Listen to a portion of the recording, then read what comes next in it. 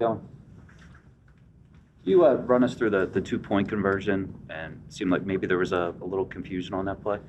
Yeah, so when you have 2-point conversions, you're pretty much looking at they have two ways of doing it. They could say, "Hey, we're going to go all out pressure. We're going to do, max zones." And so when you design those kind of plays, you want to make sure you're in the best of both worlds. And unfortunately, we had a little bit of a miscommunication on that play, and so that's where we got to continue to work through. We had a few too many of those, and we know that's part of all of us. That's coaches, that's players, that's everybody. So we got to make sure we're on the same page so those things don't happen anymore. You mentioned the miscommunications, and Jalen mentioned not being on the same page with Devontae on Mhm. that one play. Where's the breakdown in miscommunication, in particular those types of plays when it's a choice route? So sometimes on those kind of plays, right, it's a matter of just making sure they're seeing the same thing, right? We try to do the best we can as coaches and players, putting everybody in those moments, whether it's in the classroom, in walkthrough, on the practice field, because it is important. You can't simulate everything, in the heat of battle, because ultimately those, everybody on the field, they're human, so you're processing at a fast rate. The clock's going, and you're seeing it. You're trying to make hand gestures and try to get everybody on the same page. So when things like that happen, you got to go back to where was the breakdown? Did we cover it? Has it been talked about enough? And ultimately, it was just a mistake, and that's what's hard. It's hard to have those, and it's hard when those happen because the guys, whether it's coaches, players, we all take them to heart, and it's disappointing because we knew we missed one, but we also got to learn from it. We've had a few too many of those, and we know that. But as we go, we got to continue to push through that so those don't happen and we can be on the same page. And if it does, why did it happen? Okay, there could be a human error, and then we got to move on. Kevin, in light of the incident at your house, how's the week been? At this point, right, we're ready to focus and winning the game. Unfortunately, it happened. I've been here for 5 years now, and it's been awesome. I mean, this is such a unique place to coach and play. It's very special. We've been to, 2 NFC Championship games. We've won at Lincoln Financial, a Super Bowl. The parade is it's an amazing atmosphere to be a coach and a player. And as coaches and players, we all know that part of our job is to handle criticism. And so it's perfectly acceptable to sit up here and talk about what's going on, how to fix it, what we're going to do going forward, and we know that. But when it involves your family, obviously it crosses the line. And so that happened. And at this point, we just got to move on. We're trying to win. That's all we want to do is focus. Whether it's my family, whether it's the team, all we're trying to do together is focus on this week.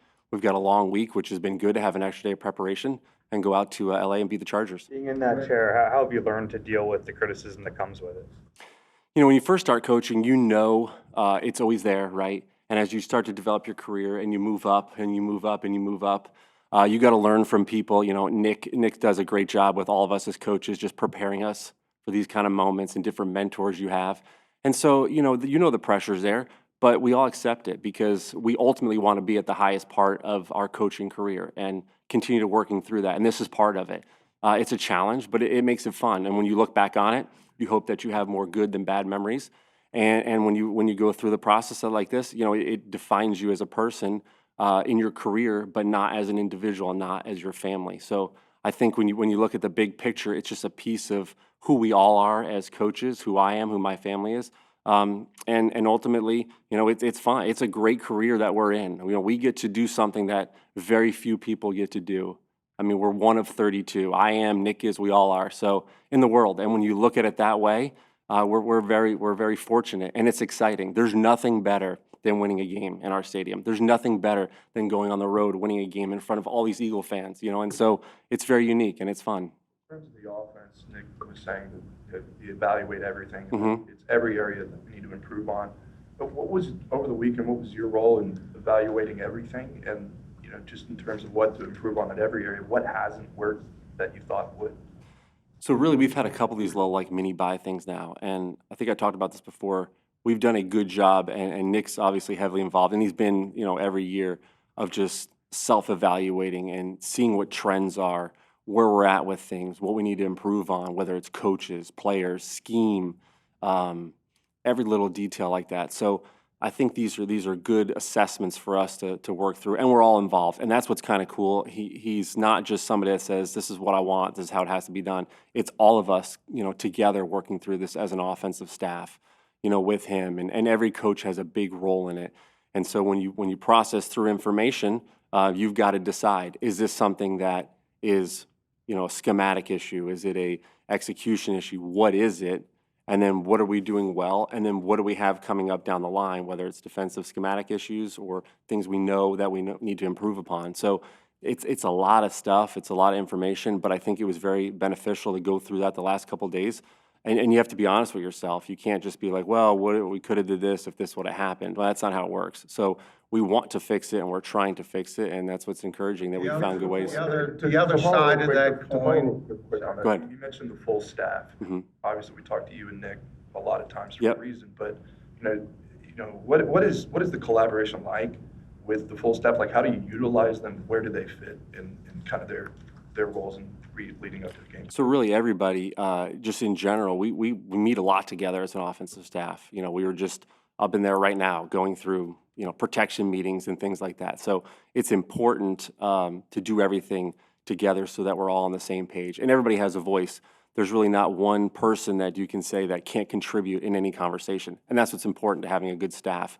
And I think Nick promotes that, and he's done a good job of that throughout the years, no matter what our staff has looked like. Whoever's been the coordinator, whether it's myself or Shane or Kellen, we're all in this together, and we all have to talk through these things, because when we get out there on game day, the communication has to be at premium.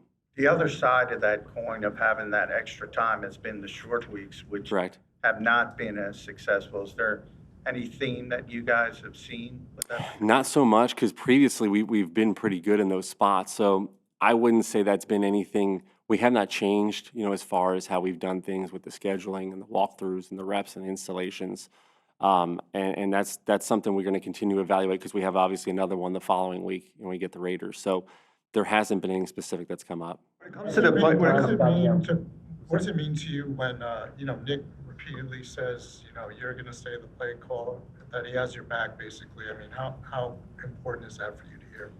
I think when you go back to just when him and I got here together, we have a strong working relationship, and I know he trusts me and I trust him. So I think it goes back and forth to where, he puts all of us as coaches in spots to where we can be successful, and that's what's important. And it does say a lot, and he knows that we're going to do everything as a staff that we need to do to get the win and get the job done and continue to improve. And so I think just, him having confidence in all of us together, really says a lot. Asked you a few times this year about Jalen's running. Is there a reason why he's not running as frequently? And then when you see your most productive drive happen when he ran, is that something you want to tap into now? I think, we've talked about this before. I think as we go forward, he's going to continue to be a part of the offense in some of these design runs, and we just have to pick and choose when they're available, and when they present themselves. And sometimes they do in moments, and he's done it the last couple of weeks, and we just got to continue to lean into that. how much of the playbook is being utilized on a week-to-week basis?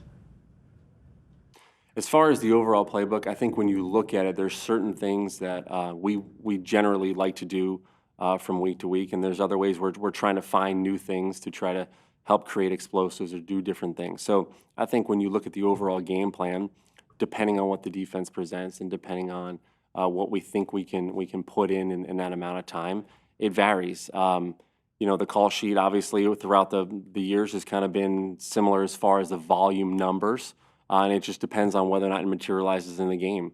Unfortunately, the other day we didn't have a lot of plays in the first half the way it went, so in the second half we had to throw it more, and it got a little bit different. And it's been a funny year as far as that kind of stuff. Like, it's the game flows has been just different.